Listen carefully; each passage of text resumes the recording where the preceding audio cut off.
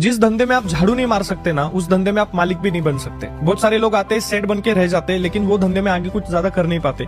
जब तक आपको धंधे की हर चीज करने की आइडिया नहीं है, जब तक आपकी तैयारी टॉयलेट साफ करने से लेकर हर चीज करने की जब तक आपकी तैयारी नहीं है ना, तब तक आप धंधे में कुछ कर नहीं सकते। ऐसा टाइम होना चाहिए आपको आपके स्टाफ के साथ खाने को भी बैठने को शर्म नहीं आना चाहिए। बहुत सारे लोग क्या कहते हैं, मैं एकदम सेट हूं तो मेरा टिफिन अलग रहेगा। कभी कभी बैठना चाहिए, कुछ फर्क नहीं पड़ता। जब तक आप ग्राउंड से जितना ज्यादा चिपकेंगे नहीं ना, तब